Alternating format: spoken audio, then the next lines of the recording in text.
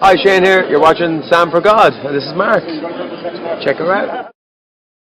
So hi everyone, how's life? Welcome to another one of my videos. If this is your first time here, I would appreciate you subscribing because I do make a lot of videos both on Disney and books and also theatre when we can go back. Anyway, a couple of weeks ago I put a little story on my Instagram asking you to let me know what your controversial Disney opinions are, or opinions that aren't very popular, so unpopular opinions I suppose. Because I feel like I myself have quite a lot of unpopular opinions about Disney, and yeah, I want to react to them now. I have my phone here with me and I'm going to go through as many of them as I can and see how I feel. Okay, so the first unpopular opinion is from Emily Page, and they say, Frozen is nowhere near the best Disney film of all time despite what people say. Emily, I agree with you. I don't think Frozen is a bad film by any means, but it's definitely not one of the best either. It's just kind of in the middle, I would say. It's way too overhyped, and I think the reason for that is that when it first came out, people just loved it because it was really good at the time that it came out. It had been a while since a film had gotten that much attention from Disney, and I don't think that's necessarily fair either because like Tangled had come out a few years before and Tangled is really good as well. But I don't know, I think Frozen for its time, and especially for what it did with the themes of the film, was pretty cool. It was interesting. It was the first time Disney had made a film about platonic love, about true love that isn't romantic, and I loved that. I appreciated it, and like the songs in it were fantastic, so I get why it became very popular. But I agree with you that it's definitely not one of the best Disney films. It's just a good Disney film. Next we have Mickey ice cream sandwiches are better than Mickey premium bars. I personally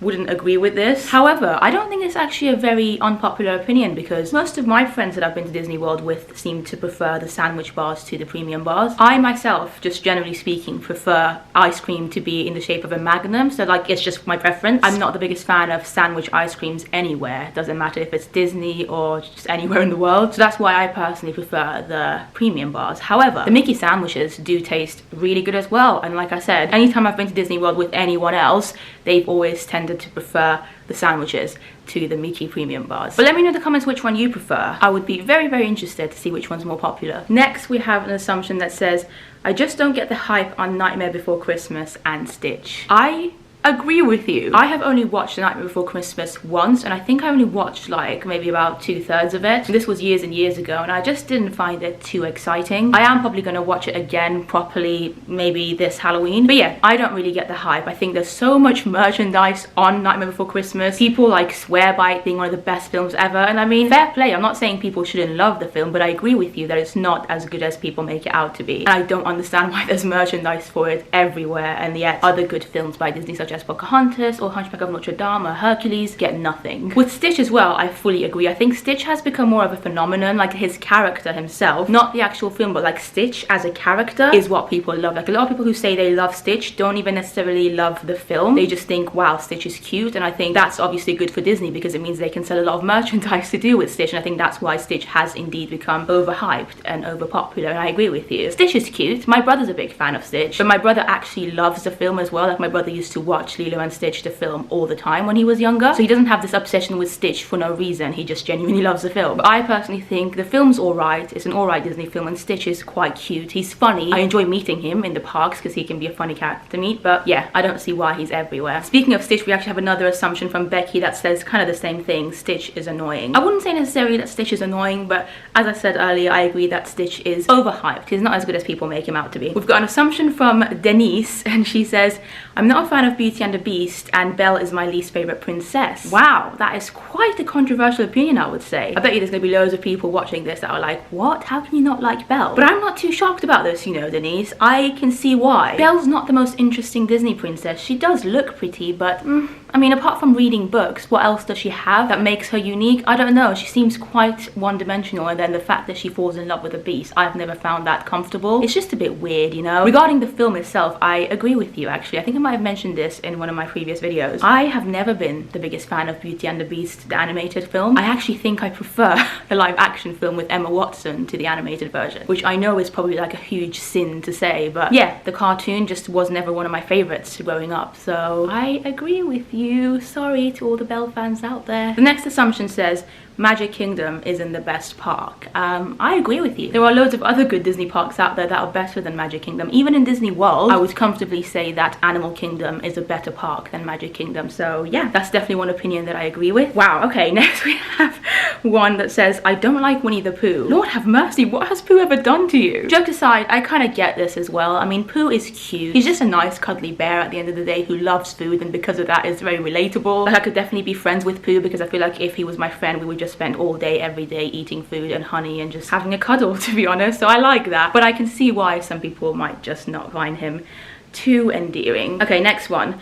Love Forky, but Toy Story 4 was unnecessary. I think that's quite a common opinion, to be honest. I don't think it's too unpopular. A lot of people seem to think that Toy Story should have ended at number 3. And I kind of felt like that initially before I saw Toy Story 4. But once I saw Toy Story 4, I was like, this is perfect. I'm in the little group of people who thinks that yes, Toy Story could have finished at Toy Story 3 and that could have easily been its last film. But also, I genuinely do believe that Toy Story 4 is also a perfect ending for the Toy Story franchise. So I don't think Toy Story 4 was needed, as you said, not necessary. However, I also don't think it was bad. I think it was a perfect film. Okay, next we have one from Stu, and it says, Up isn't that great. The montage at the beginning is the best bit. Stu, I couldn't agree with you more. I think Up is one of the worst Pixar films out there. Again, I'm very aware that a lot of fans are probably going to be like, Sam, what the hell are you talking about? It's true though, Up is boring. There's not much to it. As you said, the first, I don't know, like 15-20 minutes of it are fantastic. They're beautiful. Almost every time I watch that montage, I cry because it's so beautifully done. It's so heartfelt. It's just beautiful. It's amazing what Pixar were able to do with just animation and music and absolutely no conversational dialogue, and yet make people feel so much. I applaud them for that. But the rest of Up, honestly, Lord have mercy, it's just the most basic thing ever and quite boring. I've only ever watched Up in full twice, but yet I've watched the first sequence of it, the montage bit, maybe like, I don't know, 50 times in my life. And yes, I have cried every single time. Okay, wow. This breaks my heart a bit, but we've got this next opinion that says Tarzan is the worst Disney movie I've ever watched. Really? I love Tarzan. I think Tarzan is one of the best films of the 90s. Why? Elaborate. Let me know in the comments below why you think that. And maybe go watch some of the other Disney films that in my opinion are way worse than Tarzan. Then you might change your mind. My friend Rebecca has said, I'm not a fan of It's a Small World, and I knew this already. Bless her, she's not the biggest fan of It's a Small World, but every time we go to Disneyland Paris, she is willing to come on the ride with me at least once, and she never really enjoys it, but she comes along, so I appreciate her for that. And I don't think that's too controversial either, to be honest. A lot of people find It's a Small World annoying. The song gets in people's heads, they find the dolls creepy for some reason. I really love it, in Disneyland Paris, that is. If it was the Florida version, I would agree with Rebecca. It's not very good. Snow White is cringy, especially when you meet her in the park. The voice goes through me, sorry. Oh, I don't know why I find that funny. I kind of do agree with you. She is a little bit annoying, and yeah, meeting her in the parks can be a bit awkward. I mean, honestly, whenever I meet any princess in the parks, I do find it a little bit of an awkward experience, but that's also just because I'm quite an awkward person myself. So yeah, Snow White, I can't say I've ever had like an amazing experience meeting her in any of the parks. She is cute though. I do love Snow White as a film. I genuinely do. It's one of the films that I watched the most when I was a child. But yeah, I get you, like, the voice is a bit annoying and it is a bit cringy meeting her in the parks. I like this one.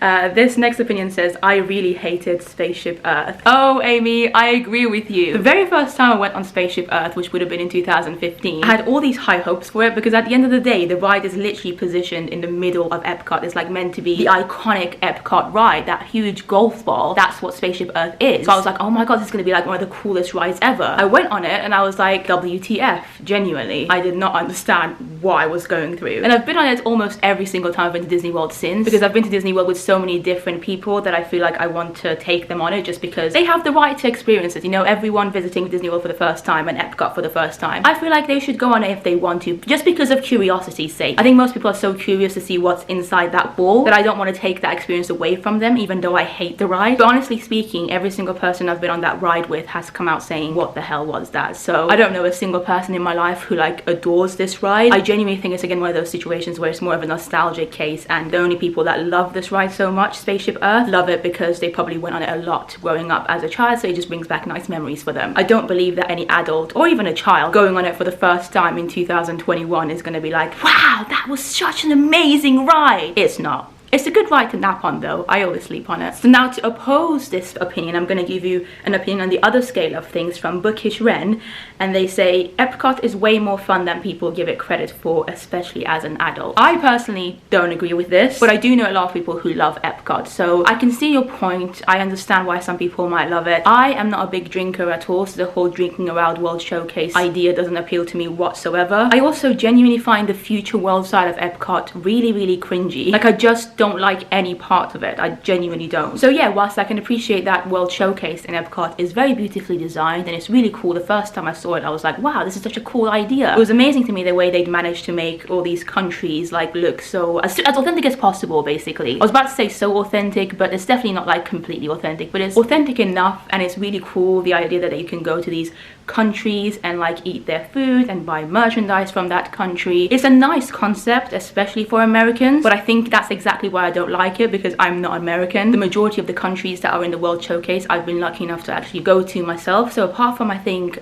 Japan and Norway, I've been to all the other countries, and so, you know, when I compare the pavilions to what the countries are actually like, they kind of fall short, you know. I don't find it exciting to go to all these pavilions for the food or for the merchandise when I can just go to that country where I've been to the country. I think for me, Epcot is a park that was really appreciated the first time I stepped into it, because yeah, as a first timer, it was really cool to see World Showcase and look at all the details and how they'd done it. But the novelty of that has definitely worn off for me, and like I said, the future world side of things I hate. I also just don't think there's enough to do in Epcot. There's not a lot of rides. I mean, they do the scavenger hunts, which can be fun, but yeah, in terms of like attractions, there's really not a lot. And I don't know, when I go to a theme park, I do enjoy the attraction experience as well. I do think that Epcot's nice for like I said, the festivals and the food, but there's only so much food I can eat in a day. So once I've eaten like a couple of meals, and I'm like, well, that's it then. What else is there to do in Epcot? Anyway, I really rambled on about that one. Next opinion, it says WALL-E is one of the most boring Pixar films. Lucy, I agree with you. Having said that though, I have only ever watched WALL-E once, and it was when it first came out in the cinemas years and years ago. I went to see it in the cinema with my friend Arazu actually, and I remember my friend Arazu loved it and I really just didn't. I was bored throughout the whole film. Like I said, I was younger, so I do actually want to watch it back at some point now that I'm older, but at the time when I watched it in the cinema with my friends, so it should have been like a fun experience, I found it really boring, and because of that I've never bothered to watch it since. But I will change that. Like I said, I do want to watch it again just with fresh eyes to see what I think of it now. At the moment though, at present, I do agree with you that it's quite a boring film. I quite like the next opinion actually. So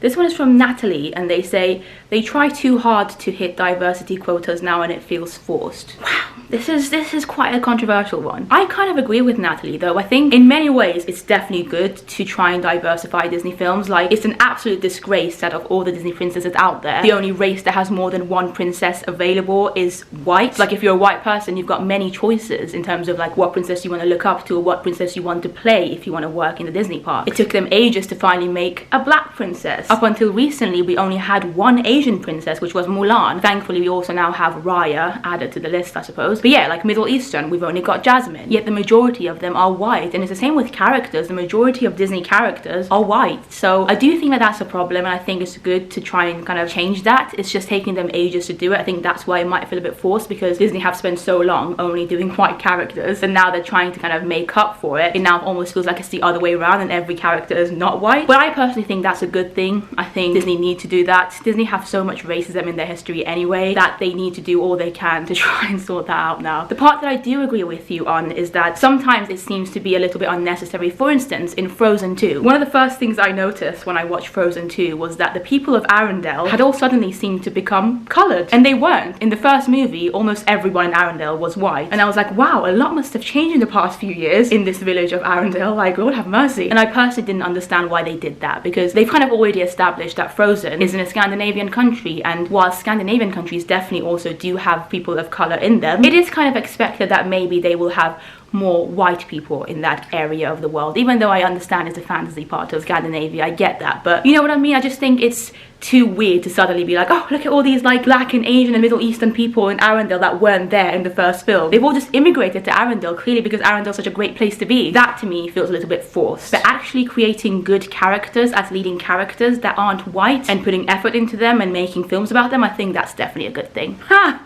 Speaking of Frozen, the next opinion says Prince Hans deserves deserved better. I feel like by this point, everyone should have watched Frozen. We all know what happens to Prince Hans, and I'm afraid I don't agree with you. I think your opinion probably is quite unpopular because Hans was a terrible human being. Like, he deserved what he got. Wow, okay. Luke says Autopia slash Tomorrowland Speedway is not only boring, but dangerous. Elaborate. I would love to know why you think it's dangerous. I've only been on Autopia once as an adult, and I agree with you that I thought it was pretty boring. The only reason I enjoyed it was because I was with my friend, and the way we managed to get on it was quite a fun experience. But yeah, I don't find it particularly thrilling. Dangerous though, I don't know. We've got one from Louise, and it says, show yourself is better than Into the Unknown. Wow, okay, this is a hard one for me. I don't know if I agree with it or not. I do really love Into the Unknown, but I agree that perhaps Show Yourself has a lot more feeling in it, and I probably feel more emotional when I listen to Show Yourself, especially after watching the Frozen documentary, The Making of Frozen 2, which is on Disney Plus if you haven't watched it. It's fantastic. I appreciated Show Yourself even more, so I like both. I can't say which one I prefer, but I enjoyed your opinion. Thank you. Lauren Tilby, what are you doing? She says, good lord, don't hate me, but Forky is annoying. Okay, we've gone back to Toy Story 4 now, and Forky is actually there behind me. Look how sad he looks that you don't like him. Jokes aside though, I can see where you're coming from. Forky is one of those love or hate characters, a little bit like Dory. I think people who don't love Dory probably won't like Forky either. Same with like Olaf, like the very extreme comic characters. So I'd be interested to know, Lauren, if you feel the same about Olaf or Dory. Like, I have a friend who's not the biggest fan of Dory, and she also doesn't like Forky, so I don't know. I love Dory and I absolutely adore Forky. But don't you worry, I don't hate you. Brogan is here, and she says something that I completely agree with. Animal Kingdom is better than Magic Kingdom. Yes, Brogan, I agree with you. I think I mentioned this earlier in this video as well, that Magic Kingdom is quite overrated, and of all the parks in Disney World, the one that I'm always the most excited about is Animal Kingdom, because it's got the best rides, it's got the best theming, it's got the best character meets, the best shows. It is just a beautiful park to be in. There's all these little dance festivals as you walk through the park. The food is phenomenal in Animal Kingdom. Like, honestly, Magic Kingdom has nothing on it. Yes, Magic Kingdom can be magical, and I agree with it. The castle's beautiful, it's a magical place to be, but in terms of how much there is to do, I genuinely do think that Animal Kingdom has a lot more to offer, and it's a lot more chilled, and I like that. Right, we're going to do a few more of these opinions because I don't want this video to be too long. So, Princess Emily says DLP has the best Big Thunder Mountain by far, and I absolutely agree with you. I genuinely don't even think that this is an opinion, I think it's just a fact. When the Imagineers built Big Thunder Mountain in Disneyland Paris, they made it a point to make it better than the one in Florida and in California. It was the newest one, so of course they had better technology for it. They wanted to make it bigger and faster and better, and that's exactly what they did. And if you've been on the one in Paris, you will know. Like, I'm not saying the ones in Florida or California are bad. They're definitely good as well. It's just the one in Paris is that little bit better. Okay, so this one says Mickey pretzels are overrated and taste like bad breath. Lord have mercy. I love the pretzels. They're some of my favorite snacks to get in Disney World, especially with that fake American melted cheese. Oh, so good. The only problem with the pretzels is that Florida is generally quite hot, so it's very rare that I crave them. I only really crave them if I'm somewhere indoors and I can like get the pretzel and go somewhere in Epcot and eat it there. But yeah, I like them. I've never compared them to bad breath, to be honest. We're gonna do two more. So the next one is, I don't like Living with the Land or Figment. They are both scary to me. Are you me? Because I completely agree with you. Figment, I can comfortably say, is the worst Disney ride I've ever been on. I absolutely hate it. I think it's one of the most annoying attractions ever made. His voice alone, Lord have mercy. And then Living with the Land, whilst I appreciate the thought behind it, I just think, again, I'm laughing because I don't get it. Like, it's such a stupid ride to me. There are some nice bits that you see when you're on that ride, and it can be a relaxing journey just sitting and watching some crops and stuff. But I mean, I love plants. I've got plants in my house. I don't necessarily need to go on a ride to look at a bunch of like plants and stuff. It's cool. Again, I can see why it might be appealing to younger children, especially like maybe if I were a parent and I had kids and we'd done every other ride and my kids were just tired and wanted to sit down, I'd be like, hey, should we go on Living with the Land so I can just have a bit of a rest and you can look at plants? But I honestly don't think even kids would find that interesting, so maybe I wouldn't even do that. Yeah, I don't get Living with the Land. I also think it's really, really long, like unnecessarily long. I would never in a million years queue for it. I don't understand anyone who would even contemplate queuing for that ride for even like 5 minutes. I've only been on it once and it was a walk-on experience, and even then I regretted my decision to go on it. What a weird one. We are going to end this video with one of my favorite unpopular opinions here, and it's from Aaron, and he says dreams is better than Illuminations. So these two are both Disneyland Paris nighttime shows, and I agree with you. I genuinely think most people would agree with you, actually. I think the only people who probably won't agree with you are people who've not seen Dreams. So Dreams was a nighttime show that was in Disneyland Paris from 2012 up until 2017. It stopped just before Disneyland Paris's 25th anniversary, and then Illuminations replaced it, and everyone was gutted. Most people were like, what the hell is this? You've taken away Dreams from us to give us this? Nah, wasn't a fan. Put it this way, back when Dreams used to be a thing in Disneyland Paris, I made a point to watch it every single time I was in the park. No matter how many times I'd been to the parks, I always made a point to go and watch Dreams. I don't think I've ever spent a single night in Disneyland Paris whilst Dreams was on where I didn't watch the nighttime show. Even times when I would have been there with some of my friends and we'd already watched Dreams on our first night, if my friends wanted to like do something else on the second night or maybe stay in the hotel room, I would still go on my own and watch Dreams. That's how much I loved it. With Illuminations, I've probably only watched it about 4 or 5 times in full anyway, which isn't a lot considering I used to go to Disneyland Paris so often. So I agree with you, it's nowhere near as good as Dreams, and I'm hoping, really hoping that for the 30th anniversary of Disneyland Paris next year, they will either bring back Dreams in some way or another, or make something that is as close to Dreams as possible. I would be a very happy Sam then. But yeah, this is the end of this video. Thank you for coming along the journey with me. Also, thank you for sending me your opinions. I had so many that I didn't obviously manage to respond to all of them, but I appreciated them all, and maybe I'll do another video like this another time. If you want to interact with me on a more personal level, Instagram is the way, because I do these things quite often where I ask your opinions on things or do polls and whatnot. I also do Instagram lives every now and again, so join me on Instagram if you want. Thank you for watching. I will see you in the next video. Bye!